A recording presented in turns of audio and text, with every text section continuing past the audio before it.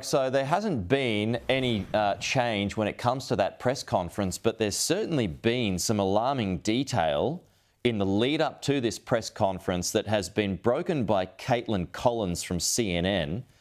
She's reporting that a new statement from the FBI goes as such.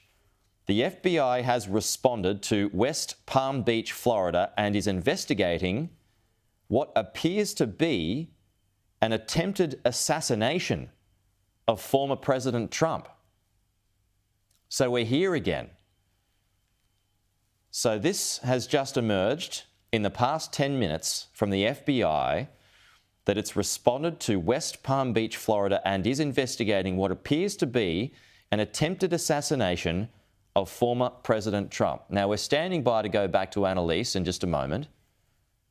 And this all comes after Annalise and I were talking about the fact that an AK-47 might have been involved here. And Annalise went through the laws. You can carry an assault rifle in the state of Florida, but it's the bump stocks that you can't have. But this is a significant development and escalation here. It's far beyond what anybody had originally thought. So originally, Secret Service, all the authorities, they intervened by someone who was standing outside the golf course, Trump International Golf Course, where Donald Trump had been playing golf today. They thought someone was behaving suspiciously. Well, if this is true, then it certainly feels like they did the right thing. Okay, the press conference is underway. Let's take it. Say we have a representative from the FBI, from the Secret Service, from the State Attorney's Office. We are going to give you everything we have. Everything. All right? So when we get done, think about your questions, because we're not going to take a lot. And keep them to the information that you heard. Don't get into what ifs, and because of this, we're not going to go there. All right? So keep that in mind, and we'll be good. So here we go. All right, 1:30 this afternoon. Call came out, shots fired. That was called in by the Secret Service. Because we're in constant contact with them all the time, we were notified of that, and we had units here that immediately sealed off the area. Fortunately, we were able to locate a witness that came to us and said, hey, I saw the guy running out of the bushes. He jumped into a black Nissan, and I took a picture of the vehicle and the tag, which was great. So we had that information. Our real-time crime center put it out to the license plate readers. And we were able to get a hit on that vehicle on I-95 as it was headed into Martin County. We got a hold of Martin County Sheriff's Office, alerted them, and they spotted the vehicle and pulled it over and detained the guy. After that, we took the victim, the witness that witnessed the incident, flew him up there, and he identified as the person that he saw running out of the bushes and jumped into the car. Now, in the bushes where this guy was is an AK-47 style rifle with a scope, 2 backpacks which were hung on the fence that had ceramic tile in them, and a GoPro, which he was going to take pictures of. So those are being processed right now. The Secret Service agent that was on the course did a fantastic job. What they do is they have an agent that jumps one hole ahead of time to where the president was at. And he was able to spot this rifle barrel sticking out of the fence and immediately engage that individual, at which time the individual took off. So that's what we know about the investigation. We have somebody in custody right now that is a potential suspect. We got a little bit more work to do on it, but as we usually do, as soon as we decide that we're going to book him into the county jail and the charges that he's going to be booked into, we'll get those to you, and we'll get a picture of him, and we'll get you his background. So now I'm going to turn it over to the representative of the Secret Service, and he's going to make a brief statement. Hi, good afternoon, everyone. I first want to thank all of our law enforcement partners, to include the Palm Beach Sheriff's Office and the Martin County Sheriff's Office, for their involvement today. Former President Donald Trump is safe and unharmed following a protective incident shortly before 2 p.m. on Sunday at Trump International Golf Club at West Palm Beach. The U.S. Secret Service personnel opened fire on a gunman located near the property line, and this matter is under investigation. I'll turn it over to my partners over at the FBI.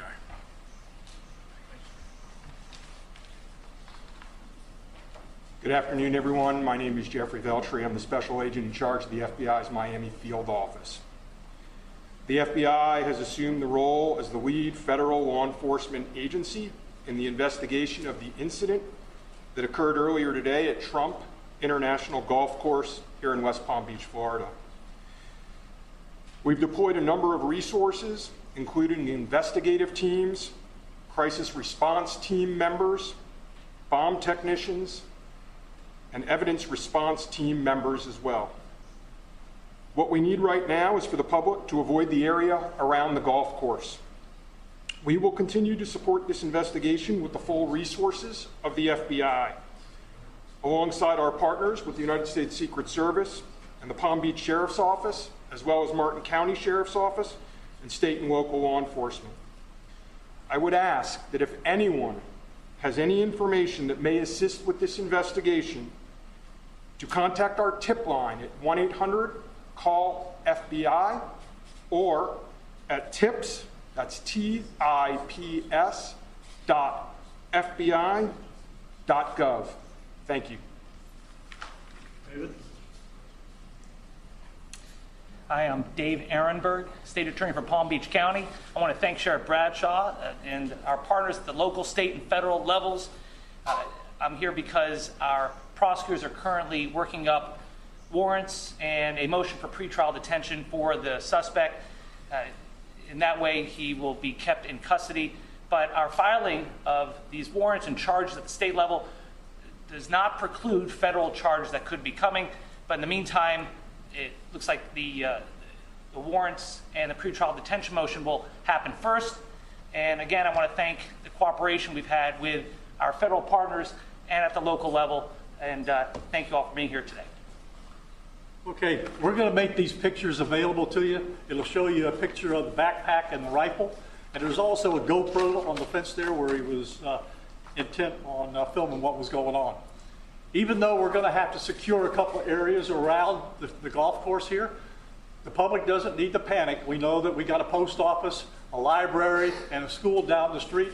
So we'll make it convenient for you to get to all the places you need to go, get your kids to school, get them over here to the post office or wherever else you need to go. It's safe. There's no more danger here, and we'll make it very convenient for you. So having said that, we're going to take a very limited amount of questions, and you can direct them to who you want to answer the question. Sure. Did this individual make any statements as he was being detained?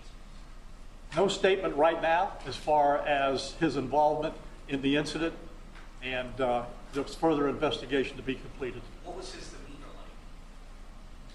Yeah, I'm not sure if maybe the Secret Service gentleman answered. I misunderstood, or I couldn't quite understand. So there was a rifle.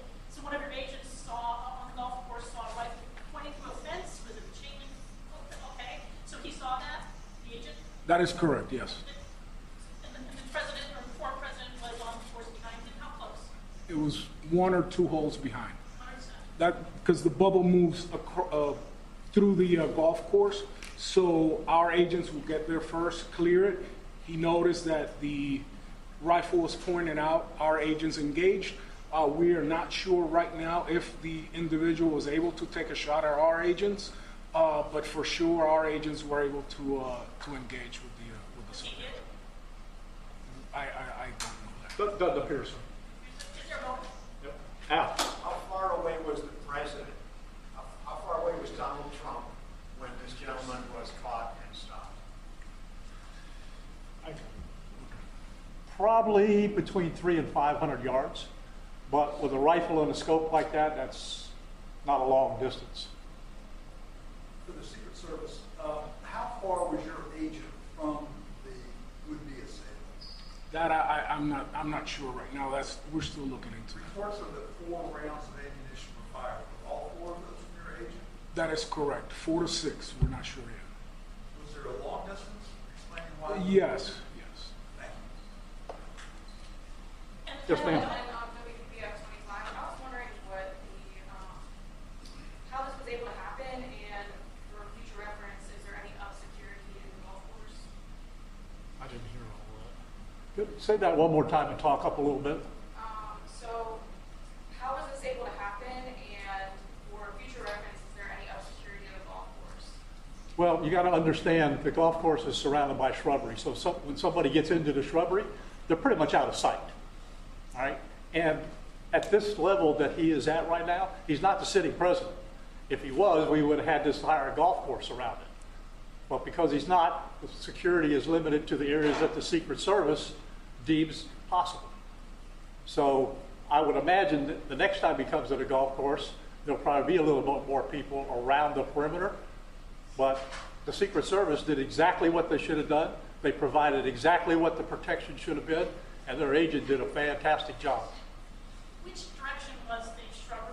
Was north, south? I guess east, west, and south is the road? The layout of the golf course, you've got 3 holes, 5, 6, and 7. All right? One of them runs parallel to Summit Boulevard. One of them runs parallel to Congress.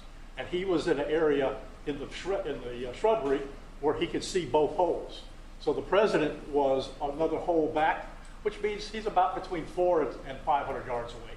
So he was on the golf course? Oh, he's on the golf course, yeah, but he's back a ways. For the Secret Service, have you guys changed at all the way that you guys are protecting former President Donald Trump? This is now a potential second attempt on him. Can you just elaborate on how things have changed and what you made of all this? Yes, the threat level is high. We have increased the amount of assets that we've supported, so we live in danger times. So yes. We're done with questions right now. There's really nothing more for us to add. I just want to tell you, the Secret Service and the FBI and the State Attorney's Office have been fantastic to work with. And I can tell you right now, our agency with this real-time crime center was fabulous. That's how we got the guy. We started out with, we don't know anything, to where we had a tag, we had a vehicle description, and we got an area where we saw the person. So be proud of your law enforcement. All right, thanks folks, we'll get back to you. Yeah, well, that's the end of it. And, well, Secret Service, law enforcement, they were able to stop this one. There's a couple of intriguing points there. First of all, how about this? That authorities were able to spot a rifle barrel that was sticking out of the fence. Let's bring in Annalise Nielsen for those who've just joined us now. They also mentioned we've got GoPros, there's a backpack, there's an AK-47, Annalise, and also the yardage. So 300 yards, that's about 275 metres. That's pretty close. That is extremely close, Pete. Given just 2 months ago there was an assassination attempt on Donald Trump, and we've been told time and again that the security has been beefed up so much around him in this presidential election campaign. And don't forget, he's not just a presidential nominee, he's a former president, and they get to keep their security in the United States as well. So this is extraordinary that this has happened in such close quarters. The setup there, he held up a printed photo, and we're just waiting for a digital version so we can make that into a graphic for viewers, but clearly showed this rifle propped up against the fence, something hanging on either side of it, and a GoPro attached to it. So apparently this man could film the whole thing. But they also said in detail about how when he was spotted, shots were fired immediately in his direction, and he hopped into his waiting Nissan and drove off. And so that's another question. How was a car allowed to pull up in that position and be there long enough in that close proximity to Donald Trump for that amount of time without being some intervention from the outside of the perimeter, not just the inside of the perimeter? That gun, I know we were talking about the style of gun previously. It is very difficult to obtain an automatic weapon. They're pre-1986 bans. So people do have other guns off market that aren't that are semi-automatics, and they can sometimes manufacture something to make it automatic, but that is illegal. So there's going to be questions around, even in Florida, which has some of the more relaxed gun restrictions in the country, about how he got his hands on a weapon like that. But they also made note of the fact it had a scope on the top of the gun. So that means that he was very much looking for that long distance shot. You can see that there now, Annalise. If you've got return vision there, so there's a close-up of the photographs right there. So there's the backpack, And, yep, you got the weapon, you got the GoPro, everything that you've just said, which certainly shows intent.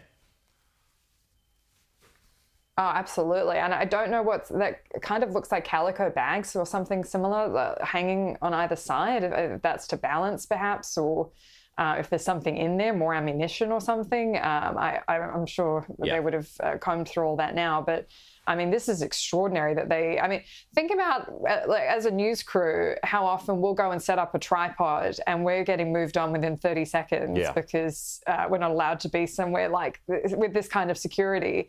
How do they get to set this up just a few hundred meters from where Donald Trump is with no one intervening until the barrel is going through the fence? I think that's a really good point, a really good observation. How many times, you're outside these locations filming and you get moved on, whereas this person was able to get in that shrub there, and perhaps that was to his advantage, getting in that shrub and potentially hiding. But then you've got the car out on the side of the road, which he was going to use as a getaway car. But yeah, just that line from the officer just then, but authorities saw the rifle barrel sticking out of the fence.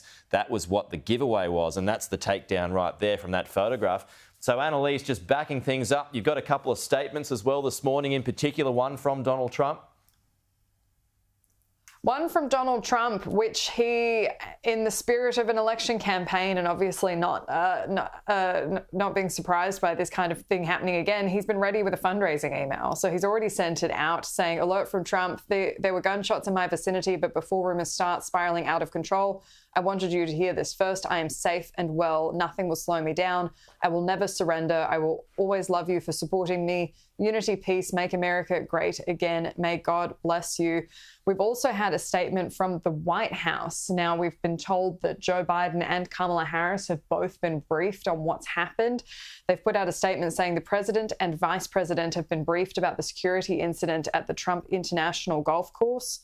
And it continues, where former President Trump was golfing. They are relieved to know that he is safe. They will be kept regularly updated by their team. Now, there's also been the reporting that Donald Trump has made it back to Mar-a-Lago. That's where he lives. The Trump International Golf Course is a separate facility. And so there is the chance that this person was staking out the motorcade. Presidential motorcades don't go past quietly to see when he was going in and out of this golf course. But that's going to be another question. How did he know where Donald Trump was to make this attempt on his life again? And we are just 2 months out from the election. This is extraordinary that this has happened at this point in time. Yeah, and also what's different, I mean, this is the second attempt now in 2 months, and what's different this time, of course, is that a man is in custody this time. Just a final closing thought here, and we'll come back to you soon again, Annalise. Just got some other news to get to, but I mean, what does this do for the campaign? Security had already been tight. What's this going to do for the rest of the campaign, for both people, really?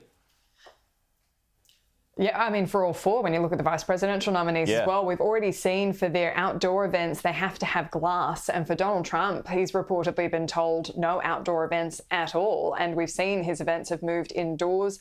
It's meant smaller crowds. It's meant smaller press setups, less press access. But really, this is just such a safety thing when there's been now a second attempt on his life in this amount of time. As they're investigating, and we will be getting information from the suspect, as you said, which is different from Butler, Pennsylvania, where the shooter was taken out by Secret Service. This person's been detained. And what was interesting too is one of the local reporters was emphasizing how far away he was when he was arrested. This is a different county police, about an hour north of the area. And as we heard in that press conference, it was a witness who spotted the car description and number plates that helped track down this car. So it does seem like they have specifically got the right person, but we don't know why he's done this. And I think this is going to go to a big part of the discussion around safety around Donald Trump after this. Sure will. Okay, Annalise Nielsen with all the latest there. Thank you, Annalise, and we'll talk to you again